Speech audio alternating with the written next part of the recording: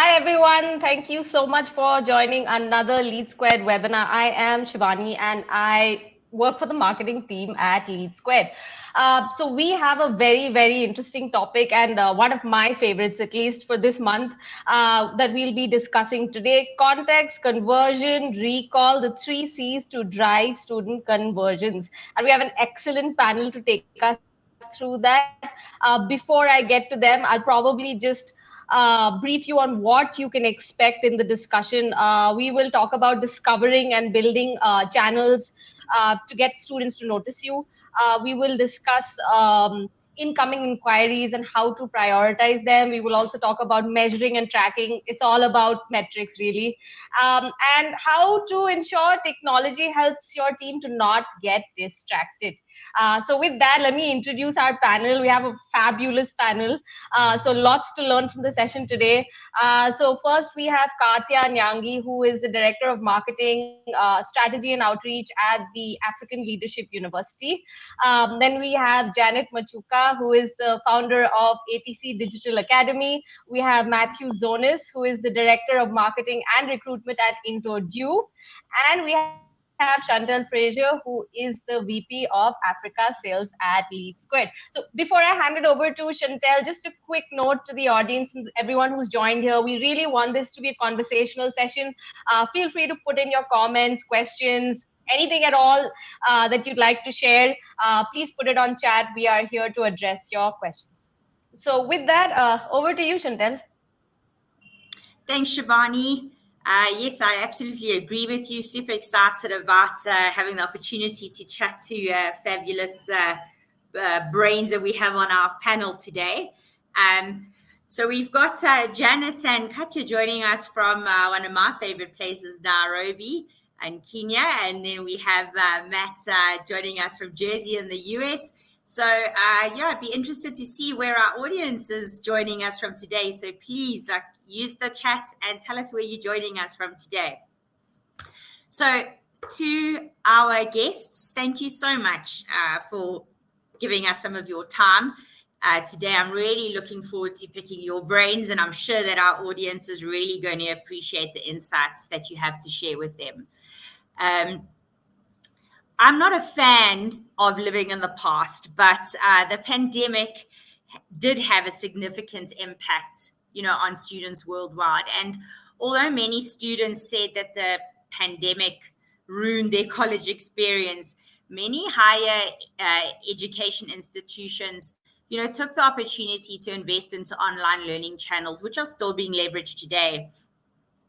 But I think today, as we were just chatting before, we went live, the pressure is certainly on marketing, recruitment, and admissions teams to increase enrollments. And, that being said, I've read many reports, over the last couple of months that say, marketing spend has increased, per enrolled student. And I think, first and foremost, education institutions are businesses. And just like any other institution, right? If you don't carry out any form of marketing activities, how would potential students know your institution exists? So I'm sure you will agree that marketing your institution is a necessity, but I'd like to spend some time hearing from all of you actually on this point, is how you've seen the journey and interaction with new age learners evolve. And when I talk about a new age learner, I'm talking about a school leaver, right, who's looking for the college they're going to enroll with after school. So I guess that would be somebody who was born in around 2007, turning 18, and they've grown up in a connected world, very different to, to someone like me. So maybe if we could start off with you, Janet, and then, move through the team on board today. But I'd like to hear your views on what you think when it comes to the necessity of marketing your institution, and how the journey and the interaction with new age learners have evolved. Thank you, Chantal, for the question. Firstly, I love the fact that I was among the few who actually were in between transitioning from the old way of doing things in universities to the new age. And in the marketing space, I would say I was among the few, especially in my community and in my society that is based in Kenya, to actually get to the digital platforms fast and be able to set a pace for the rest of the people who came through. As much as I can't really say I'm an expert in knowing everything that is happening on social media, at least I can say we also helped to create at least a base. From a point of learners, I know we were used to the aspect of going to class, maybe having to listen to the lectures, and also maybe do the presentations through the projectors. But now everyone has a laptop. I suppose so many people nowadays have their laptops. People have phones. People have tablets. They are trying to actually be able to be in the hybrid system where they may attend the class physically, or they can also be given a solution to actually attend virtually. So fast things fast. I think the digital marketing at large has really changed the way we approach our learning and also the way we interact with our learners. In the past, it will be all about, can you just share, the lecturer sharing what they know? And again, the students will be like, okay, I get that. I want to ask these questions and that. But lately, you understand that more and more learners might actually have more than what the lecturer knows. And I think the interactions from the available application, it can be through Google, it can be through Zoom, social media platforms, has changed the way we interact, the way we understand things, the way we learn. Nowadays, people usually say YouTube is their university. You know, Yes.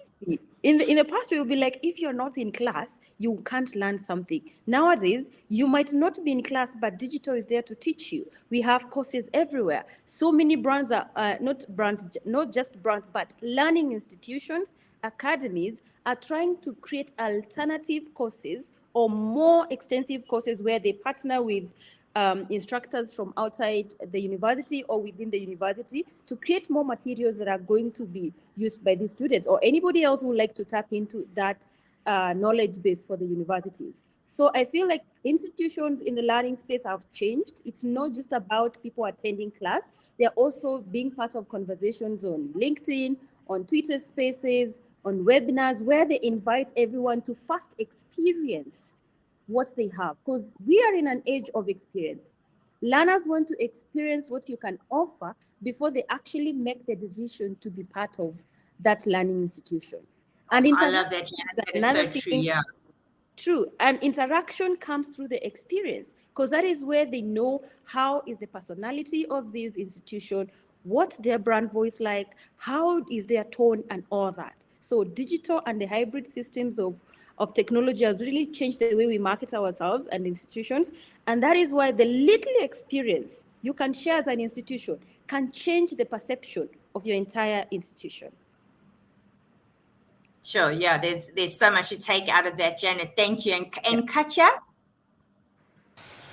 Yeah, so yes, I think Janet has captured the essential part quite well. But what I can add to that is what has also changed is that whereas before it was a very clear path in terms of you need to become an accountant, a lawyer, a doctor, now it's like what are these jobs of the future, of which data is telling us 65% of these jobs don't even exist yet.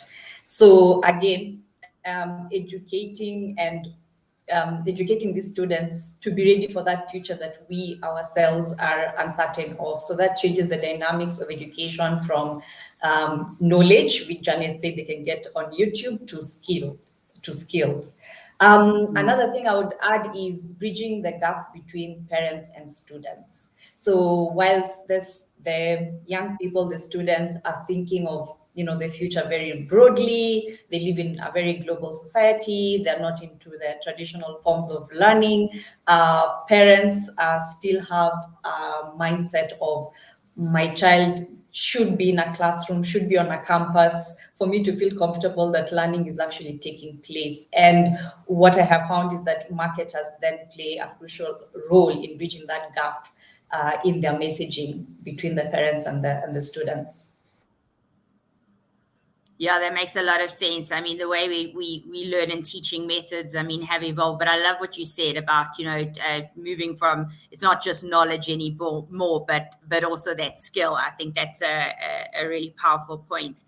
And Matt, what would you add in terms of what you've seen?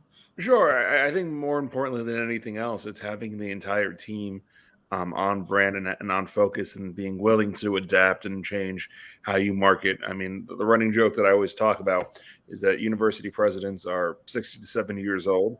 We're talking to directors who are 40 to 50 years old. We're talking to the admissions teams who are 20 to 30 years old about how to recruit 18-year-olds. And that inverted pyramid doesn't necessarily work, even though that might be the corporate structure. So it's a lot of having everyone on board and especially trusting your younger staff to make sure that, they're the ones who are dealing with students and are possibly on the same platforms that these younger students that you're trying to reach are at the same day. And even though something might not necessarily look like marketing because it wasn't marketing 30 to 40 years ago, it actually is. I mean, one of the newest initiatives, and I can talk about this later on in our conversation, that we've done at Drew University is actually developing a virtual reality tour and a suite of virtual reality experiences to come to campus. Now, when I tried to talk about this a couple of years ago, everyone on campus thought that I was somewhat nuts. They see virtual reality, they think video games. I'm like, how do the two relate? And, one of the things that I've tried my best to do is explain that, look, virtual reality, yes, had its start in video games, but also virtual reality, I think, allows you to feel and have experiences in places that you don't necessarily have before. And for us, we're a small liberal arts college, 45 minutes away from New York City. If anyone on this call has heard about Drew before seeing my name or listening to me speak, tell me your names and your mailing address, and I'll send you a prize.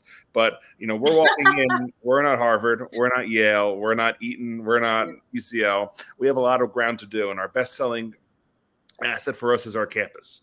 So not everyone can afford to come to Drew and make a decision visiting our campus. So my whole strategy has been, how do we bring campus to students? And, we've developed like I said, a virtual reality tour. I bring my little MetaQuest headset with me around the world. It doesn't matter if you're in Nairobi or Abuja or Astana or Harare or Canberra or anywhere in between. The minute you put that on, you're transported to New Jersey. And then we've seen great success from students, agents, educators. We're able to experience exactly the proposition that we're bringing out there for what a small liberal arts college is. And we're seeing a strong return and excitement from students because this is what their native platform is. They feel that they're being talked to and we're engaging them on their terms as opposed to us having them come to us and what more traditional marketing is. So the number one thing that I'd say in particular is just making sure that everyone on your team has a plan. Everyone on your team trusts someone else going there and that you're not afraid to experiment, because what doesn't seem like marketing to someone who's at the top of the pyramid is actually marketing on a day-to-day basis from everyone that you're trying to market to. Yeah, that makes complete sense. And again, I think the common, we've all of you have covered. I think there's one commonality here is that that experience component. And I mean, while we're on this this topic, are there any specific platforms, when we talk about channels, that you believe an institution should have presence on? Particularly for me, if we're talking about presence for students, generally TikTok in particular, and not necessarily having people running TikTok who've done other platforms, having people who know exactly what they're doing on TikTok, whether that is be a student intern, whether that is being someone younger on staff, because we learn firsthand, the content that we do on Facebook is very different than the content that we put on Instagram, is very different than the content on TikTok, very different than the content on Twitter. So it's not just being on platforms, it's having people who understand the use cases for each platform and how each piece of content, even if you need to change it around to fit the exact presence of each, fits well on each one. So it's not necessarily a plug and play. It's a thorough, strong, hyper understanding of what content plays well on what platform. Yeah, and TikTok, I mean, in pretty much every bit of research that you can do when it comes to, the top 10 things to do in marketing when it comes to higher ed. I mean, if you look at the numbers, if I recall correctly, it's around about 46% of TikTok users are between the ages of 18 and 24 years old, which make them, an ideal demographic for higher education. And I've also seen a number of higher education institutions that leverage influencers and, very importantly, student ambassadors, to reach the people. And again, it comes down to giving that student, I guess, like a realistic and authentic experience, so that the student can actually see and feel, what your institution is like, but from the inside out. What do you think, Janet? I mean, is there any particular channels that need to be activated from your perspective? Sure, I feel like all platforms are okay, but it means that you need to know exactly what you're going to do on those particular platforms. Because at the end of the day, all the platforms have different goals that they wanted to achieve, but all the goals are what everyone is looking out for. If it's the experience and if it's the videos, the visuals, so that we can see Instagram, TikTok, as Matthew has already said, are very good for that. But we can't forget that Facebook still has the numbers, because I feel like we still have the former students, we still have students to be who are trying to find the communities, understand what people are talking about the brand or the institution itself.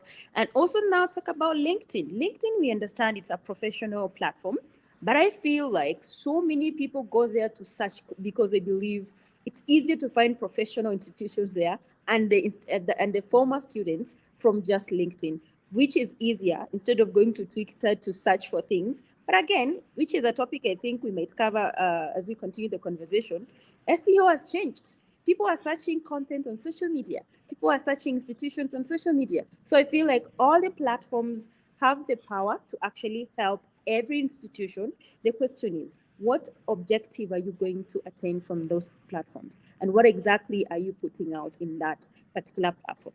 If you're tapping into visual, what visual? If you're tapping into text, what type of text?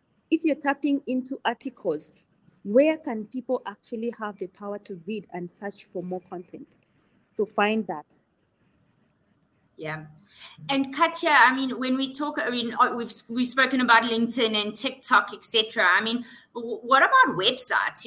In my mind, I see like a website, your website being like a commercial that's running 24 hours a day.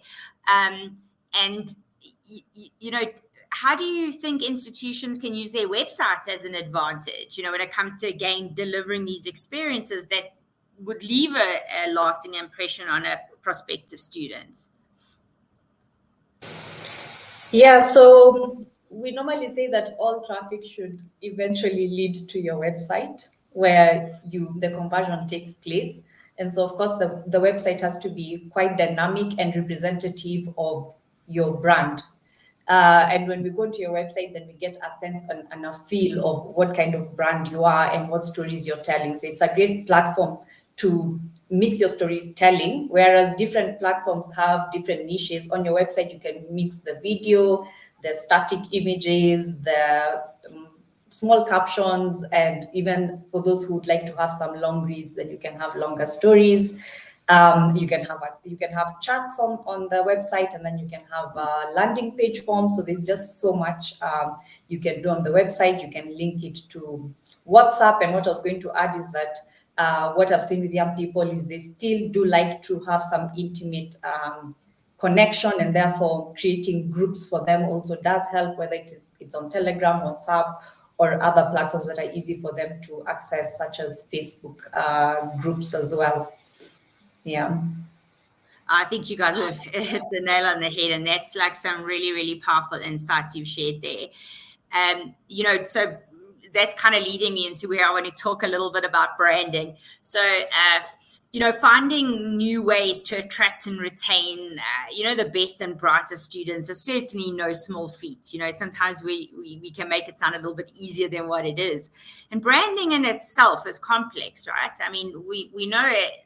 I mean, the definition of branding, it's a process that essentially assigns characteristics and properties, within and outside an offering that I suppose gives a generic offering an identity, that helps it to be recognized and differentiated in the market. So, I mean, if I say to you guys in the audience today, what do you think about when I say yellow golden arches forming an M with a red background? you're probably going to think of McDonald's right now, right? And a burger that is the same no matter where you are in the world. So, Katja, when it comes to branding, what do you believe the most important elements of branding are, and how can branding help get a college noticed by students? So, okay, one thing I would like to say about branding is that it happens whether we're doing it consciously or not, because it's the perception of the market or of our audiences. So, and branding goes through different stages, right? So I like to look at it like the way we look at the development of a child, from toddler to teenager to young adult, midlife, and maturity. And so your brand can also evolve as you're figuring it out. And one of the things that people, like you talked about McDonald's color and logo, when people think of brand, or if you're starting a business, you think the brand, you need to start with the logo. But in reality, you need to start with what you stand for, what your vision is for what you're creating to connect with your audience. And then you need to understand your audience, of course, so that you can understand that what you're offering and what your audience needs has a match, right? Because you might be offering something that the market does not need or is not ready for. But in terms of the most valuable aspects of our brand, I'll look at it in terms of values. And I had a couple I thought of, because we all have different descriptions that we can read online about what is branding, brand identity. But in terms of the values, one is being visible and present in your markets.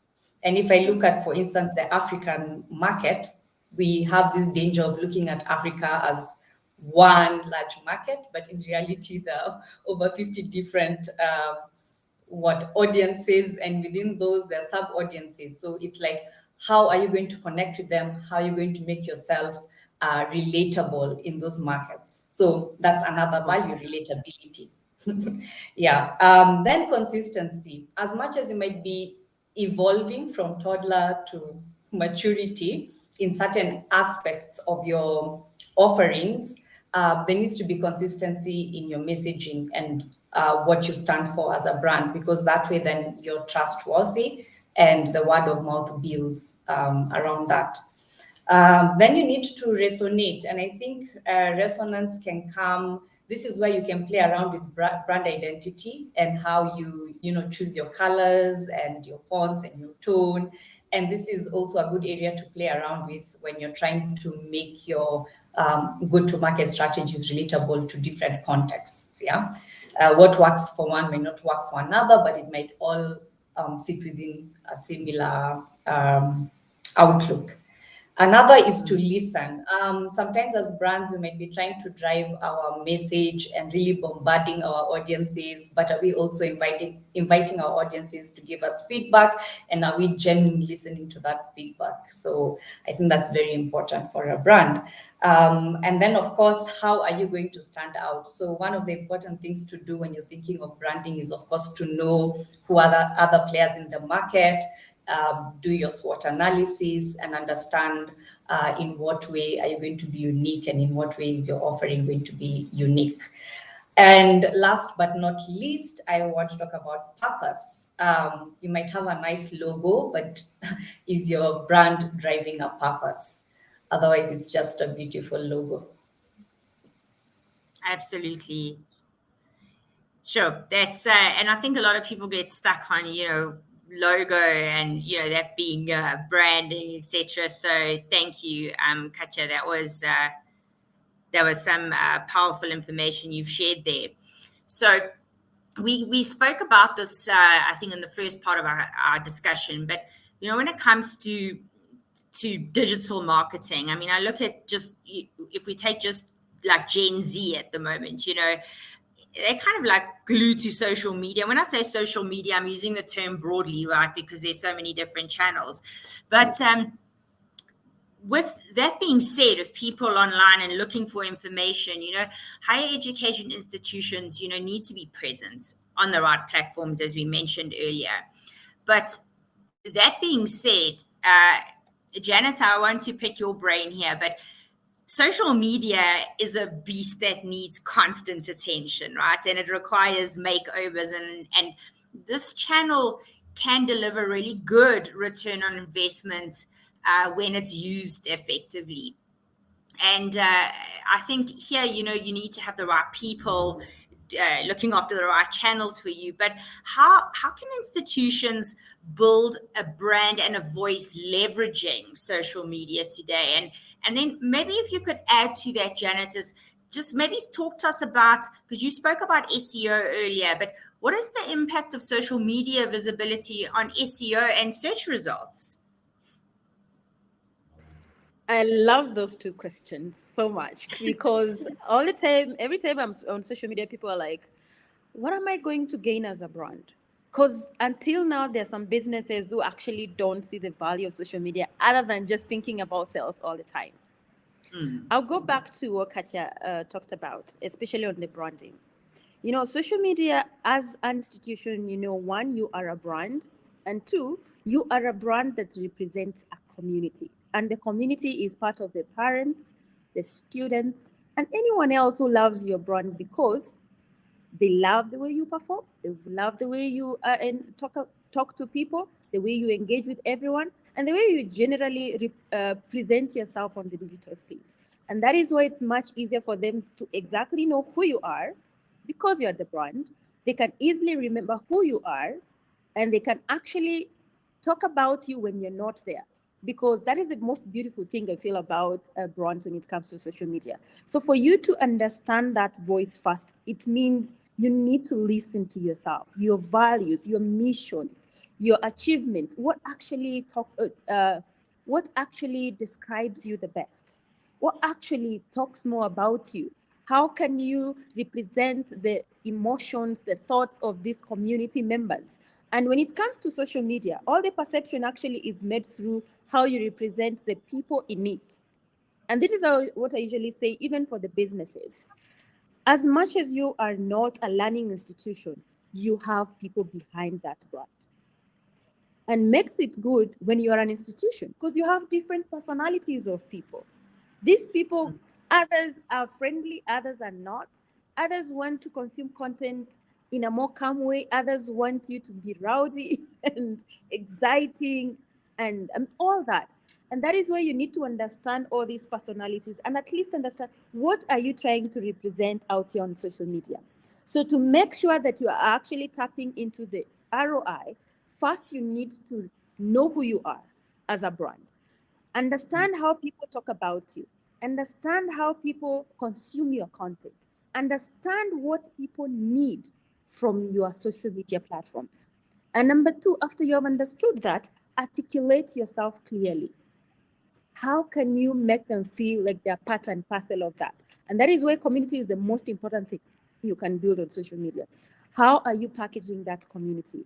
And also, can you read the audience to actually identify your brand voice? Sometimes you can tell from how they engage with your content, from how they talk about you, from how they represent you. And that means you also have to tap into some of the students that have openly said they learned in your school.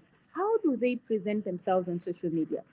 One thing you never lose, and this is something I know everybody should look into, it doesn't have to be just institution, is listening. When you talk about listening, we don't mean you just go to your notifications and check out the comments. I know people who have talked about you. Can you use the tools? Can you tap into the available tools so that you can understand the people who mentioned me or didn't mention me with my handle?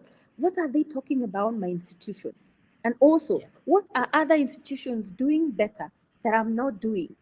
Because that way you can compare your performance. You can also learn on how you can better package yourself, because at the end of the day, the ROI will come through if you package yourself better, plan your strategy, make it flexible, and make it welcoming, tapping into your voice, your personality, and the values that you represent as an institution.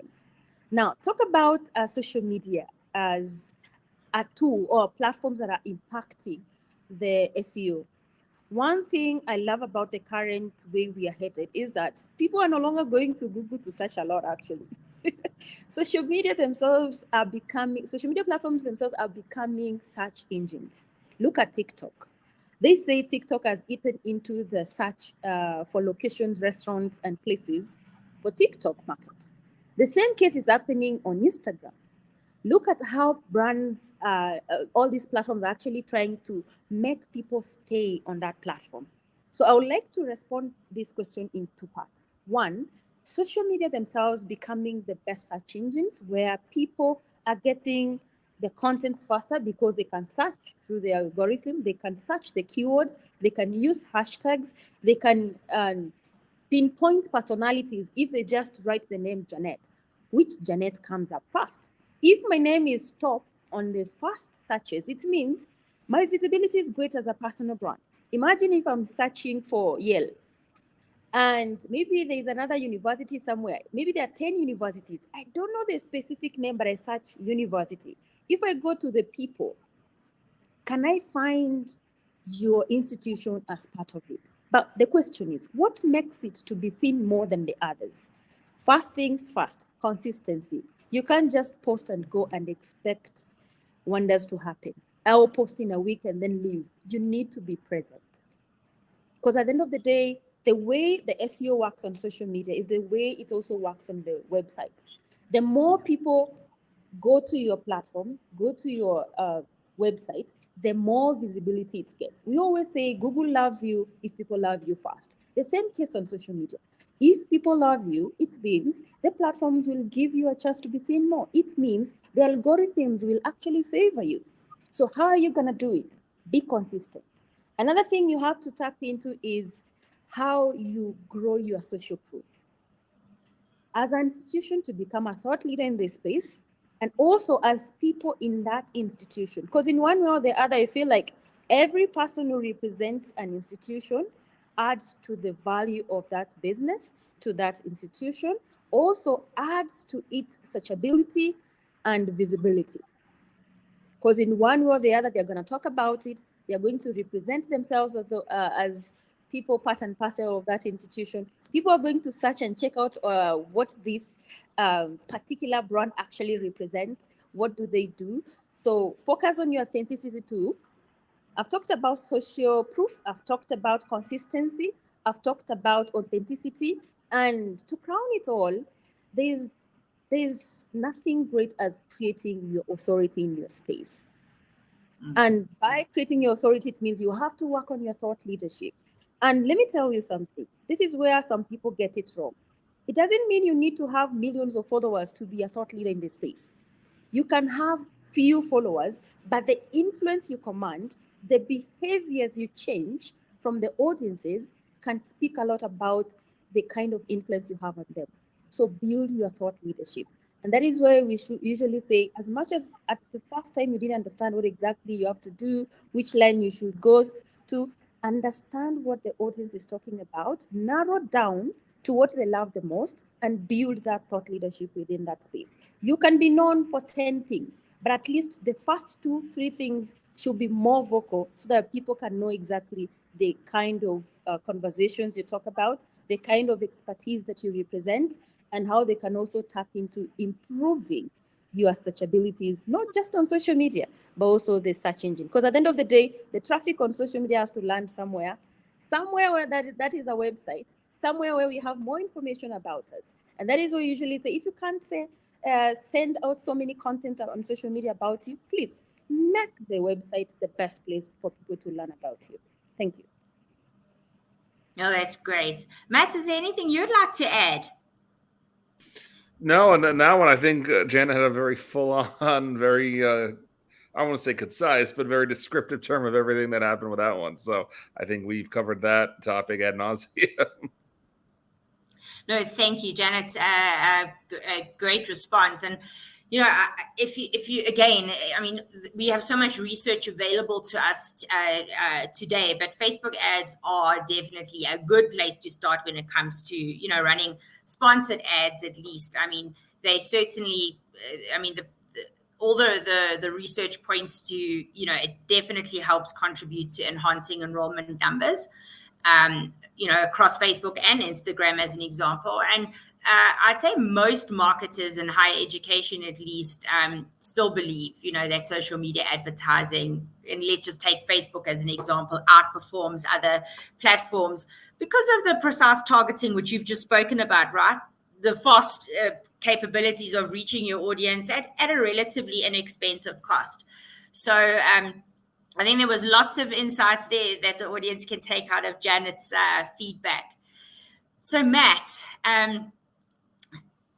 now, we've spoken about brand, we've spoken about some of the tools, but we also have, the people aspect, which you kind of alluded to a little bit earlier. But when we look at let's call it the teams, the people that actually make this all happen in the higher education enrollment space, in your opinion, right, both when we look at marketing, recruitment, admissions teams, how often do you believe that these three teams or these groups of key, people involved in enrollments, how often should they be talking to each other? What are the kind of things they should be doing? Because all these teams are, like I said, crucial when it comes to achieving enrollment goals.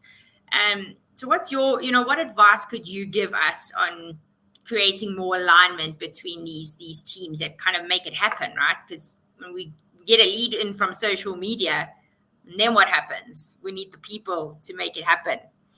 Oh, absolutely. Well, the cheat answer is you just become the director of both marketing and recruitment. So you force everyone to talk to each other in my case. But short of that, no, I think you bring up a very good point. And I think anything that involves coordinating multiple teams is very challenging. You brought up recruitment, marketing, and admissions. And you have to understand that within those three teams, even though there's a central goal, there's a lot of sub goals that they focus on that the other side doesn't necessarily know. So just to give you an example of kind of a project where people weren't necessarily aligned, but they were supposed to be aligned, is we were trying to do an ad campaign to focus on something called a New Start Pathway program. Essentially, this is a program that we have at Drew that allows students who have kind of tripped a little bit at their first university to really get a chance with more advising and more hands-on support at Drew to be successful at their next institution.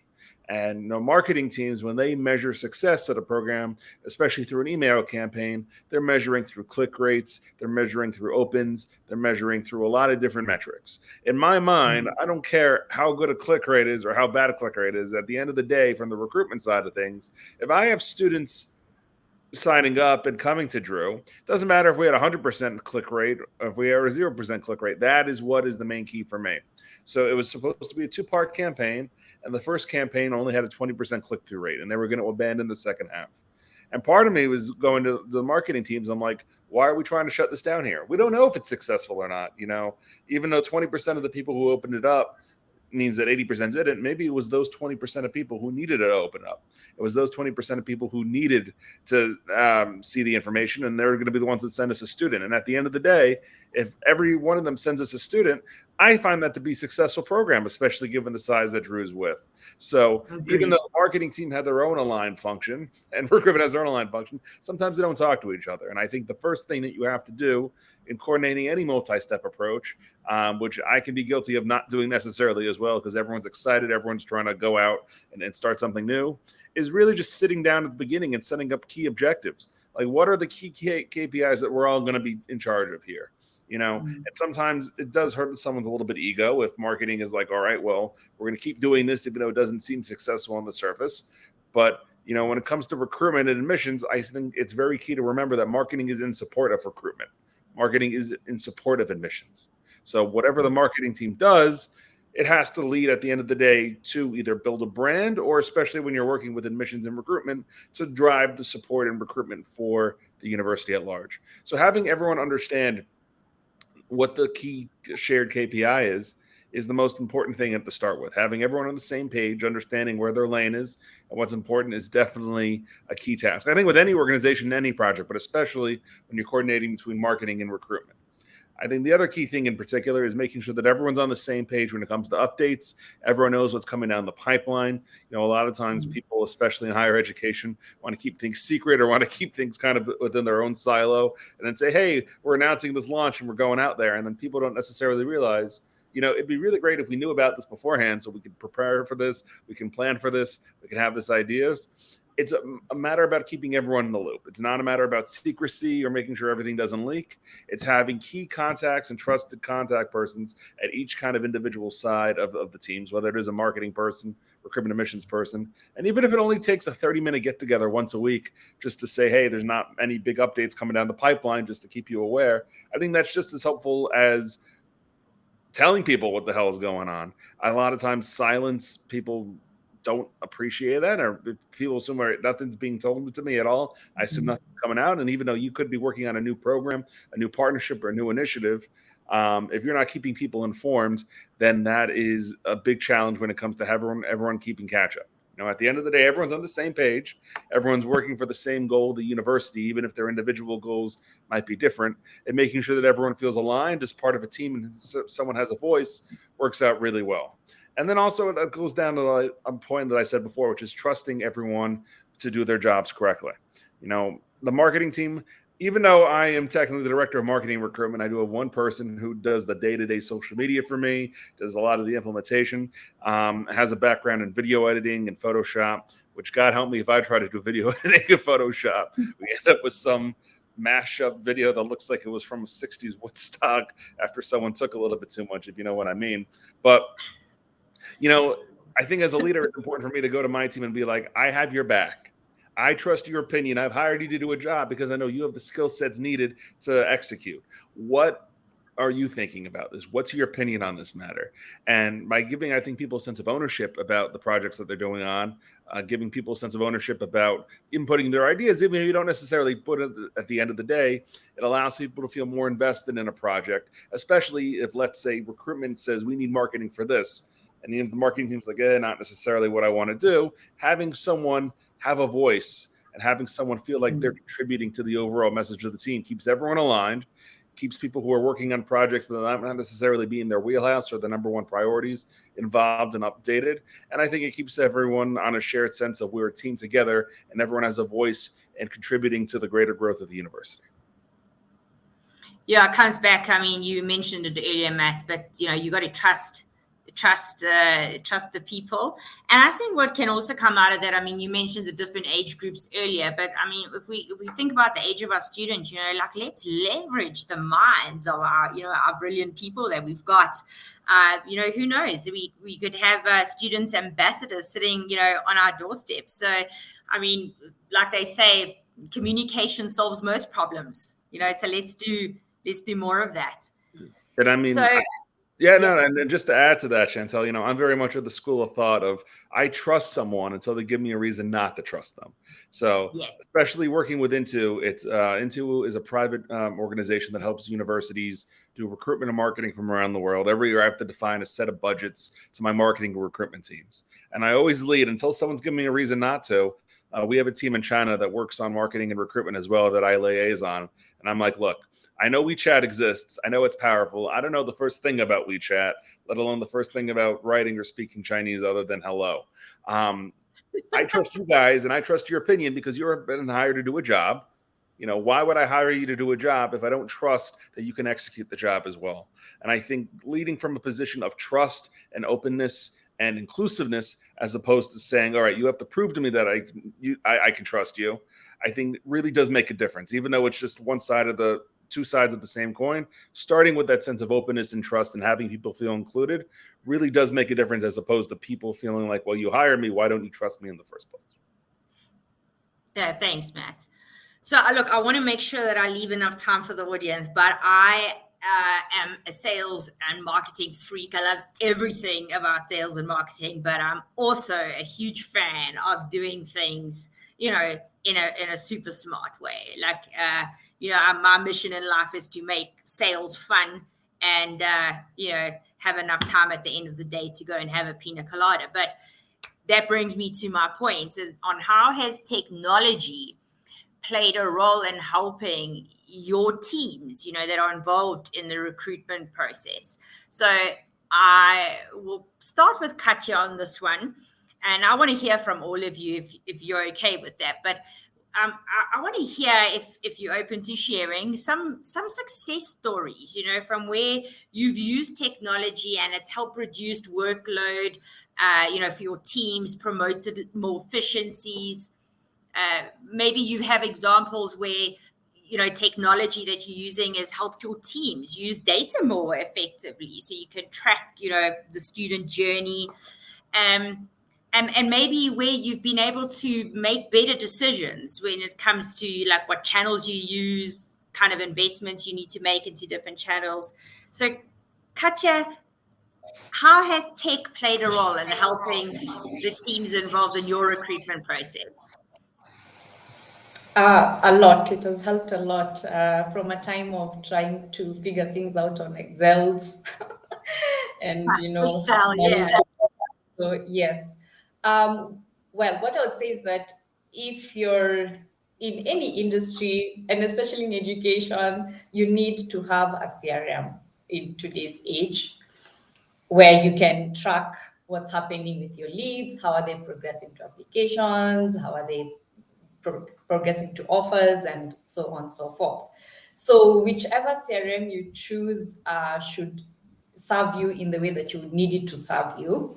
And then there's always that aspect of getting people on board with technology, and also shifting and moving your data to CRMs that can be quite uncomfortable. But once you on board, then you're good to go. And so for us at ALU at present, we use Salesforce. Other platforms include HubSpot and so on. What has that done for us? So obviously, one is automation, so that it can automate the count, but also automate things like you can check drop-off rates, and then it can automate your calculations for the conversions across the pipeline, and then you can automate certain communication, whereas you'd have to be awake at a certain time if you wanted to communicate something. You can now schedule it, and it will just go out, and you can track open rates and so on and so forth. So technology can just do so much, and I think the key thing is in the automation. And then you can go above and beyond that, and also include tools that have predictive capabilities. Again, because forecasting is such a huge exercise, creating your projections. If you have tools that can help you with that, then you can observe trends. And again, what that can help you do is intervene early when you see red flags, or when you see something working really well, you can leverage on that and do more of whatever is working early enough. Because again, manually, by the time you figure out what was working or not, the train has taken off. Yes. Yeah. And then again, in day-to-day communication, not just in the conversion, but in day-to-day communication, it's also important to leverage technology that can help you communicate with your peers easily and quickly. So another tool is like Slack, and that's what we use, because you can imagine if you're working in different countries, and I need to just ask you something quickly, and I have to send you an email, and then you send me an email, then I send you an email, and that's 50 emails in a day. But with Slack, we can quickly send each other messages, quickly jump on a 1-minute call. You don't have to necessarily schedule it on Meets. Yes. And then, of course, there's PowerPoint and all this, but if you use it in a shareable mode, whether you're using Microsoft or you're using Google, being able to share your slides, your sheets, your documents for collaborative work on them has also really changed how we work and how quickly and efficiently we're able to work. So those are some of the examples. No, that's great, Katja. And I mean, I think you nailed it. I mean, it's how you leverage the right technology for you, right? And Janet, any insights that you're comfortable to share? I feel like Katja has already shared all of them, the most that I use. And I love the selection of the tools, from HubSpot to Slack to Notion. And I'll say why I choose Notion a lot. We are in the space of marketing too, as much as we are an institution. That means high chances are we are also trying to map who exactly is a very good student who did very well, for us to be able to have him or her as one of our interns, and also which business is actually looking out for us. How can we plan the Yes. content? How can we create it? When can we schedule the content? You know, at the end of the day, it's all about easing the work and automating the work, as Nyangi said. Every tool right now, I feel like it is actually changing the way we are doing our work, and it's helping us crunch a lot of data within a very short time and be able to work, even if it doesn't have to be 8 to 5, or as they say, people work remotely, work long hours. We can work lesser hours, but knowing that tools are actually giving us an option to do that work faster. But having said that, I think the problem that people have when it comes to tools is the money itself and the pricing. And that is why I would recommend, if you can access one tool that gives you a lot, and or just tools that actually have different integration of the tools. Like the current one I tried to onboard because of the finance and HR space is called Workfuse. And the reason why I picked that particular tool is because I felt like sometimes we have issues when it comes to paying out and following up with the taxes and all that with our employees. And that is some of the things I know institutions can tap into, where you can have one tool that actually has all the integrations. You are the one to choose which particular tool can you give to the HR team or the finance team or the marketing team. So at the end of the day, you can be able to track everything from one side as the super admin. So at the end of the day, make yourself available to learn on these tools, because every single day we're having a new tool, and make sure that the tool actually has the right details, information, especially when you want to tap into the keywords as an SEO. There's some tools actually which don't have the right keywords for your locality or for your geographical location. I have actually experienced that a lot, especially when it comes to a tool you think it can help you. It has all these in different other tools that you can tap into. But when it comes to SEO, it actually doesn't give you the right keywords, or they just tell you your geographical location hasn't been given a chance to tap into the different keyword phrases and single words that are there. So take your time, learn fast, but you don't have to know everything. Ask around, use social media as the best platform to know exactly which tool can work best for you, for your locality, and make that choice knowing that you have enough information. That's the beauty about technology. There's a lot of information in the digital space. There's a lot of information on social media. Nyangi knows some things that I don't. The same case to Matthew. I might know things that he doesn't. So take time to learn and take time to ask around. Thank you. No, thanks. And Matt, just before we end off, would you like to add anything there in terms of how tech has enabled you guys? Yeah, well, I think Katya really hit it on the head with automation in particular. Our marketing automation plan we use is Eloqua, but essentially that allows us to really personalize our emails, personalize our approach to students, but in a smart and efficient way. And I think for everyone on the call, the big next step in terms of technology improving our lives, especially as marketers, is going to be the integration of artificial intelligence. I mean, we're already seeing it in a number of different ways with OpenAI, but just imagine having a chat box which is not just, pre-programmed with 30 different answers to an FAQ. And then when it doesn't know an answer, it says, please contact this email, but actually feels like a natural human being that's having a conversation with a student that can tailor its responses and then lead a potential lead into our marketing software, to our websites in a number of different ways. The one thing I'd say is don't be afraid of new technology, embrace it, and definitely signal out the signal from the noise. Because a lot of times people embrace technology and they say, we're doing this because it's cool and it's new, especially when it comes to the VR. I noticed I didn't say anything about the metaverse before. I think the metaverse is popular because it's new and people haven't experienced it before, but I don't think the use cases really apply itself for what we're doing here. The use cases that we use today are for it. So embrace new technology, but really take a second to think back and be like, what are the best cases that we can use and smartly apply this technology for us, not just what are the things we're going to do because everyone else is doing it. Absolutely. Well, look, the good news is that, we started our Lead Square journey back in 2011, and one of our key industries that we actually, spend our time in is in the higher education space. And we've been able to help many organizations, across Africa and globally. I look after the African continent, but just the results, that we've been able to assist with, and from an automation perspective. And Matt, you speak about, the predictive analytics. I mean, when you start with the end in mind, right, and you're using a platform that can address all these things that it's a higher education institution typically wants to solve.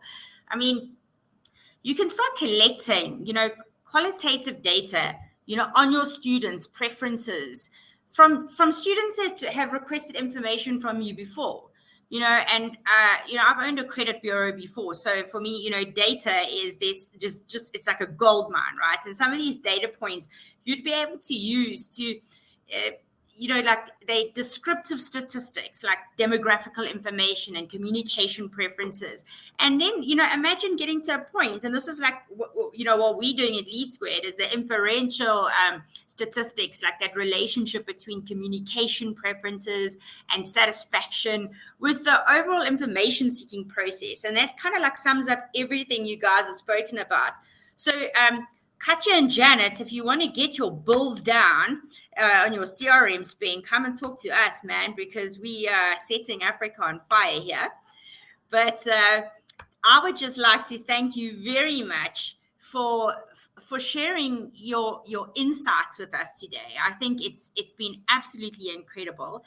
And I do want to leave the last few minutes for our audience to ask you any questions they may have. So I'm going to hand back over to Shabani to take it from here. The registration page which we used to get the sign up for this webinar had a section for questions. So I'm just going to quickly pick those up. So the first question is, our clients are mostly based in smaller towns. So how do I get client leads for this unorganized sector? Who wants to take that up? I have one thing to say on that, and probably we should have, but didn't mention it as a very important form of communication. No matter how much we're using the internet, SMS is still very powerful. And in smaller towns, one other form of communication that works quite well to date is still radio. Yes. Okay, I'll quickly move on to the next question. How do I measure the effectiveness of social marketing, whether I'm getting returns versus investments? On the similar lines, there's another question. Apart from vanity metrics such as number of followers or likes, how do you measure your ROI from organic social media? I'll step in on this one. I think, like I mentioned before, and especially on the vanity numbers in particular, it's aligning it to your main KPIs. If your end goal is having marketing drive recruitment and you're intending to target as much as you can ads, let's say you're trying to do ads specifically for East Africa and you're putting it on Instagram, how many students are you getting from East Africa to recruit in your organization? Now, the numbers not necessarily be for a number of different metrics here, but if your end result is we're trying to accomplish more recruits from X country, if what you're seeing is actually working, it doesn't matter about if it's necessarily the Instagram post that makes it different or the Instagram post that someone knows who told their friend who was interested in the university and they say, hey, this might be something of interest to you, then that's what I think you should measure your goals on. Does your main KPI for recruitment reflect back to what you're doing? If it is, then it doesn't matter about all those other vanity numbers because something along the line is working. If it isn't working, then think back, look at your numbers, and then make an action plan based upon that. But don't give up short yet until you see if everything you're working towards is actually impacting your bottom line. If I can add. Okay. I was just going to say that organic can be measured or counted as reputation and word of mouth in your pie chart. And then about the measuring, there's always the question of how do you measure something, but the first thing to ask is what do you want to measure out of this? Because you might be doing the same two organizations or individuals could be doing the same activity, but they're both out to measure different things out of it. Yeah, now I think I can add something. You have talked about what I wanted to share on measuring. But apart from that, I think there is need to map out the tools that you want to use throughout the entire process. Because I feel like social media is not the way we used to just show up an event and just present ourselves, network, and all that. At the end of the day, you want to attain a particular goal. And that is why I feel like it's very important to constantly check any effort that you're putting into your social media is bringing in something that you're tapping into. Be it you want visibility, you want talkability, you want the leads, you want the sales. Make sure that you also ask the people who are buying from you, at least to know, where did they actually find you? You know, how did they find you? Did somebody talk about you? Because you might share a post where you're looking into to getting more sales. People don't buy, but people will talk about it the moment they're having their own conversations out there somewhere. So ask people, because I think that's the best way to also know where are people seeing you the most, where are people engaging you the most, as much as they might not like, comment, or ask a question. Okay. I'll take the questions that are coming in on chat right now in the questions tab. Same has a question. He's representing University of Meghalaya in India. So he wants to know, can you maybe suggest action steps that a marketing or media team should initiate before admission or during admissions?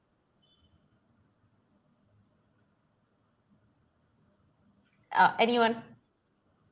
Okay, it's a bit of an open-ended question, but the steps that would happen before will be determined by, I think, what Matthew had mentioned, what the end game is.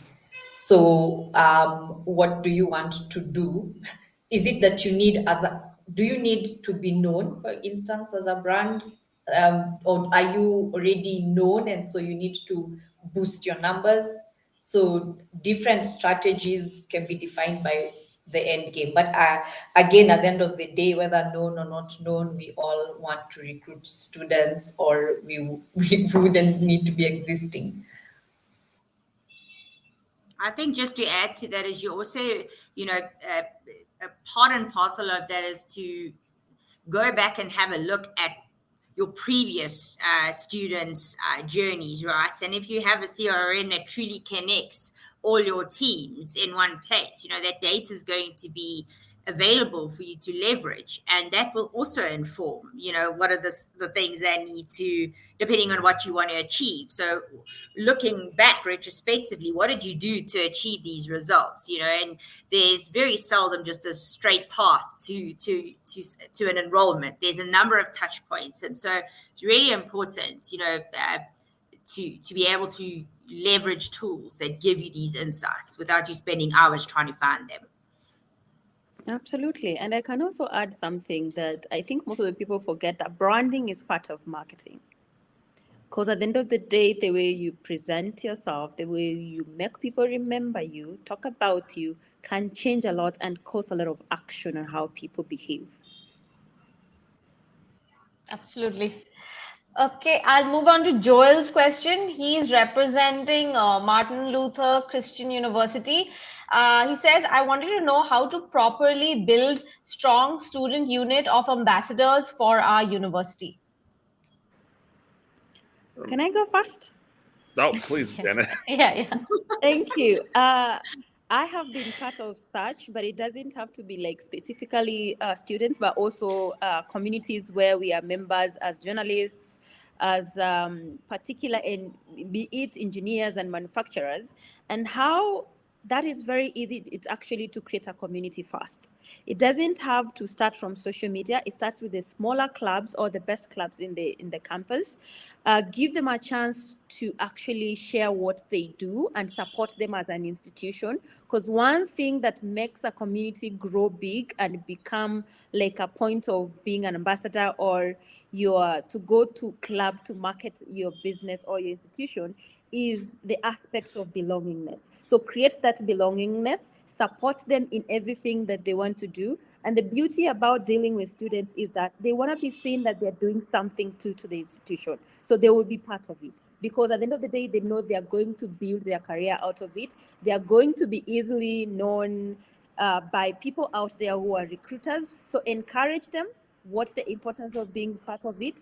And at least sponsor a few students who are actually active in the members, in the clubs or in the communities, so that they can share their story at the end of the day. It's the stories that actually give us a chance to believe in something. It's the story of another person that make us want to be part of a community. So can that story tell something about the university itself? Can it tell something about the support they're offering and other things they're doing to this club? Yeah.